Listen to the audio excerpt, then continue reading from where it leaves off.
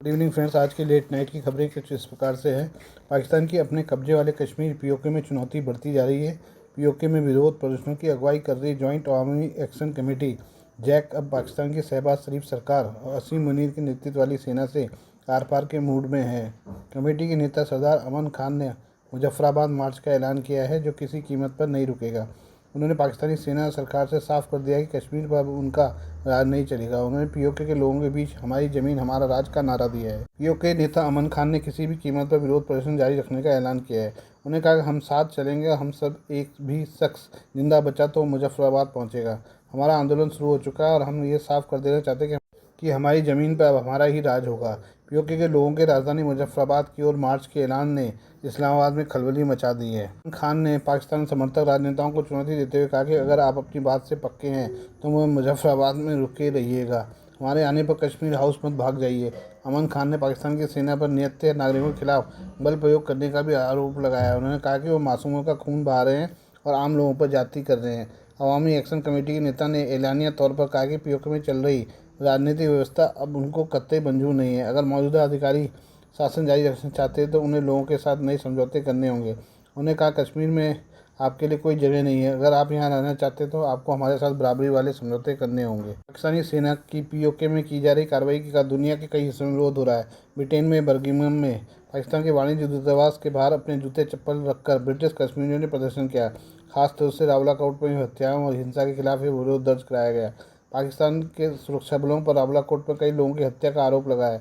इस पर बर्मिंघम में सैकड़ों कश्मीरी पाकिस्तान के वाणिज्य दूतावास के बाहर जमा हुए। इन लोगों ने पाकिस्तानी विरोधी सेना के नारे लगाते हुए पीओके में हिंसा तुरंत बंद करने की मांग की। इन लोगों ने कहा कि पीओके में मानव अधिकारों का उल्लंघन तुरंत रुके। पाकिस्तान के कब्जे वाला कश्मीर पीओके करीब 2 महीने से भारी उथल-पुथल से गुजर रहा है। पीओके विधानसभा में शरणार्थियों के सीट आरक्षण के मुद्दे पर बीते महीने शुरू हुए विरोध प्रदर्शन पाकिस्तान के दमनपुर रवैये के चलते सीधे टकराव में बदल गए हैं। पीओके के लोग अब पाकिस्तानी सरकार और सेना से आज़ादी की बात कर रहे हैं। ये हम बात करें अमेरिका की। अमेरिकी सीनेट ने मंगलवार को रूस पर प्रतिबंध लगाने वाले बिल को हरी झंडी दे दी है। यह बिल रूस से तेल या प्राकृतिक गैस खरीदने वाले दुनिया के शीर्ष 5 देशों पर 100% टैरिफ लगाने की अनुमति देता है। इसमें भारत और चीन भी उन देशों में शामिल है जिन पर इस बिल का असर पड़ेगा। इस बिल को दिवंगत सीनेटर लिंडसे ग्राम ने तैयार किया था। रूसी तेल और गैस खरीदने वाले देशों पर प्रतिबंध के अलावा इस बिल में ईरान के खिलाफ भी प्रतिबंध लगाने की बात कही गई है। ट्रंप का समर्थन पाने वाले इस प्रस्ताव पर सीनेटरों ने 86-12 के वोट से विचार विमर्श शुरू करने पर सहमति जताई, जिससे यह पहली बाधा पार कर गया है। इस बिल को दोनों दलों के सीनेटरों का समर्थन मिला है, लेकिन यह अभी कानून नहीं बना है। इसे अपने सीनेट में और चरणों से गुजरना होगा। सीनेट से पूरी तरह मंजूर होने के बाद इसे निचले सदन हाउस ऑफ रिप्रेजेंटेटिव में विचार के लिए पेश होगा। इस कानून के सबसे अहम प्रावधानों में रूसी ऊर्जा खरीदने वाले देशों पर टैरिफ लगाना है। इसके तहत अमेरिकी राष्ट्रपति उन देशों से आयात होने वाले सामान पर 100% तक टैरिफ लगा सकेंगे जो रूस से तेल और गैस खरीदा जारी रखते हैं। इसमें भारत और चीन भी शामिल है। इस बिल में उन देशों के लिए छूट दी गई है जो अपनी प्राकृतिक गैस का 15% से कम हिस्सा रूस से आयात करते हैं और इस आयात को कम करने के लिए कदम उठा रहे हैं।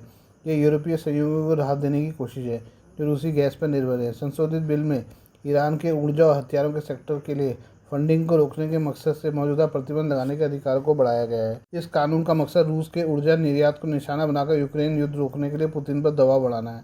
यह बिल ऐसे समय में आगे बढ़ाया गया जब इसके मुख्य आर्किटेक्ट लिंडसे ग्राम को श्रद्धांजलि दी गई। इस महीने ग्राम का अचानक निधन हो गया था। लिंडसे ग्राम यूक्रेन के खिलाफ रूस की आक्रामकता के मुखर आलोचकों में थे। इस मौके पर यूक्रेन के राष्ट्रपति वोलोदिमीर ज़ेलेंस्की भी ग्राम को सम्मान देने कैपिटल हिल पहुंचे थे, जहां उन्होंने सीनेटरों से मुलाकात की। बात करें पाकिस्तानी आर्मी की। पाकिस्तानी आर्मी ने एक बार फिर खैबर पख्तूनख्वा, केपी और बलूचिस्तान में सैन्य अभियान चलाए हैं। मंगलवार बुधवार को पाक आर्मी के इन दोनों सूबों में किए गए हमलों में 32 लोग मारे गए हैं। पाकिस्तानी आर्मी ने मारे गए लोगों को आतंकी बताया है जो उसके खिलाफ साजिश कर रहे थे।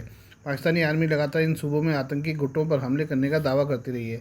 वहीं स्थानीय लोगों का आरोप है कि पाक आर्मी आम लोगों पर बमबारी करते हुए मासूमों की जान ले रही है। स्थानीय लोगों ने इसे बलूचों पश्तूनों के खिलाफ जाति कहा है।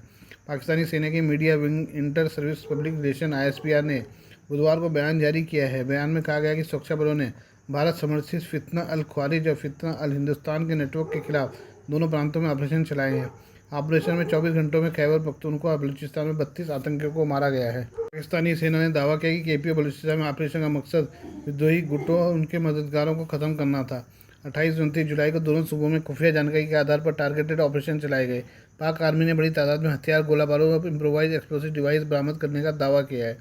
आईएसपीआर के बयान में कहा गया कि इलाके में पाए जाने वाले भारत समर्थित गुटों को खत्म करने के लिए तलाशी अभियान चलाया जा रहा है। इस खतरे को पूरी तरह खत्म करने के लिए पाकिस्तान के सुरक्षा बलों, कानून प्रवर्तन एजेंसियों का अज़्म इस्तेहकाम के विजन के तहत आतंकवाद विरोधी अभियान पूरी तेजी से जारी रहेगा। पाकिस्तानी सरकार और सेना तहरीक-ए-तालिबान पाकिस्तान टीटीपी के लिए फितना अल ख्वारिज शब्द का इस्तेमाल करती है।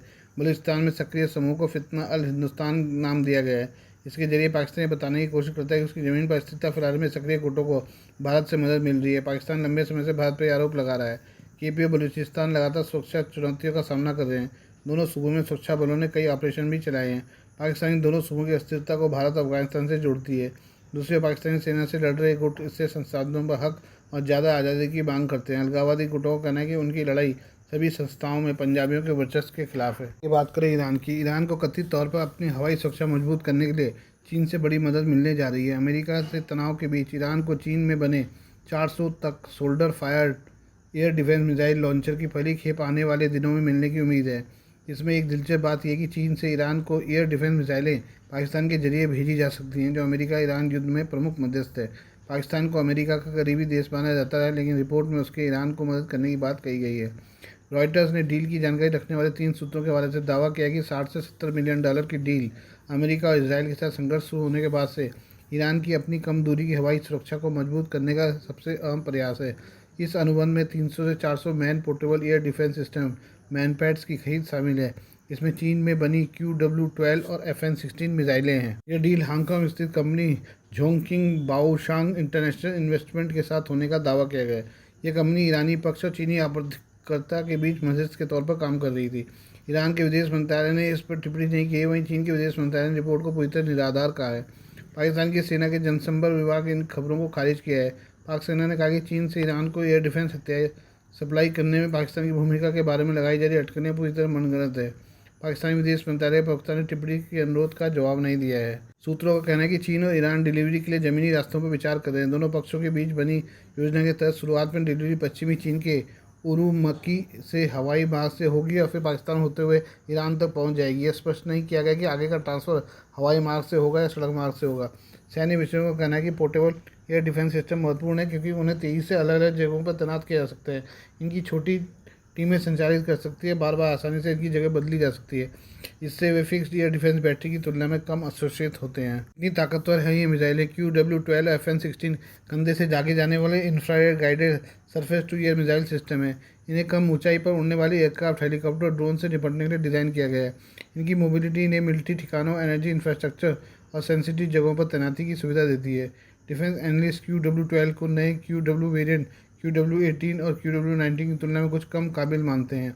ये सिस्टम ड्रोन और नीचे उड़ने वाले टारगेट के खिलाफ कम दूरी की सुरक्षा के असरदार लेयर दे सकते हैं। Please do like, share and subscribe this channel of my news, views and analysis by Prakash.